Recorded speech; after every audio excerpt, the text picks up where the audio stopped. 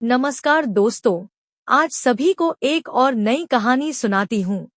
कांटे भरी राहें, भाग 25। आप सभी से अनुरोध करती हूँ कि हमारे चैनल को लाइक, शेयर, कमेंट्स और सब्सक्राइब कीजिए। सासुमा सरोज देवी बांग्लादेश के संदर्भ में कहती है, खबरें आती रही कि उनके शासनकाल में देश की अर्थव्यवस्था बुरी तरह से चरमरा गई।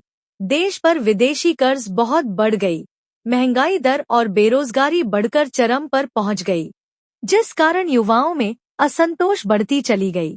उस पर आरक्षण व्यवस्था जो सरकार अप्रत्यक्ष रूप में तथा अवांछनीय रूप में युवाओं पर थोपना चाहती थी, जिसे जनता ने अस्वीकार कर दिया। कुछ दिन पहले ही वहां पर वोटिंग कराई गई थी, जिसमें इमरजेंसी के हालात बनाकर विपक्षों को जेल में डाल दी गई थी और एक अकेला पार्टी वोटिंग में हिस्सा लिया और वह जीत गई।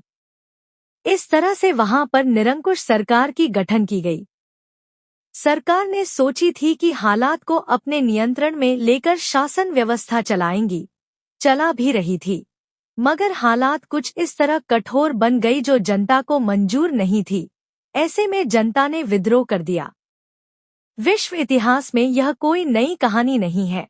हमारे देश में ब्रिटिश शासन के विरोध में भी जनता सड़कों पर उतरा था और कठोर संग्राम के बाद ब्रिटिश सरकार को उखाड़ कर फेंक दिया था। ब्रिटिश हुकूमत हमारे देश में केवल व्यापार करने की लिहाज से आई थी और धीरे धीरे हमारे देश के राजा महाराजाओं को धोखे में डालकर तथा बहुत से प्रलोभन देकर उन्हें अपने वश में लेकर हमारे देश में उनके शासन व्यवस्था के खूंटी गाड़ लिए थे, जो बाद में हमारे ऊपर कब्जा जमाए बैठे थे।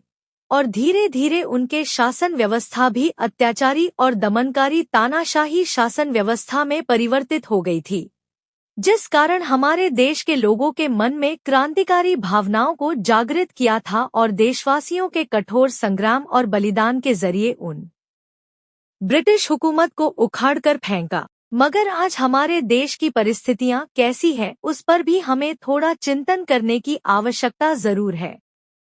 सासुमा सरोज देवी और दोनों बहू ने मिलकर फुर्सत के क्षणों में वार्तालाप में व्यस्त रहे, तभी बहू मंजूषा की मौसेरी बहन रितिका के फोन आ गई और कहने लगी, दीदी जल्द टीवी पर न्यूज देख लो, कोलकाता से एक सनसनीखेज खबरें आ रही है। ऐसे में आश्चर्य व्यक्त करते हुए मंजूषा पूछने लगी, ऐसी क्या बात है?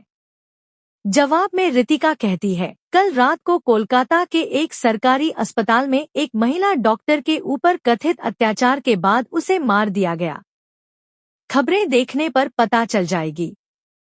ऐसे में मंजूषा टीवी खोलकर देखने लगी। घर के सभी लोग खबरें सुनकर एकाएक हताश होकर बैठ गए। काफी देर तक खबरें देखकर मंजूषा कहने लगी, माँ जी, कितना आश्चर्य की बात है कि अब भी हमारे देश में महिलाओं के ऊपर ऐसी जघन्य कुकृत्य होती है। कहने को तो हम लोग शिक्षित हो गए, विश्व गुरु बन गए, हम लोग स्त्रियों से मर्यादित व्यवहार करते हैं। यह क्या हमारे शिक्षित होने की परिचय है? क्या यही हमारी मर्यादा की पैमाना है? कोलकाता के सरकारी अस्पताल में डॉक्टर लोगों ने मिलकर एक महिला डॉक्टर के साथ ऐसे घृणित कुकृत्य करने की घटना कितना लज्जाजनक विषय है।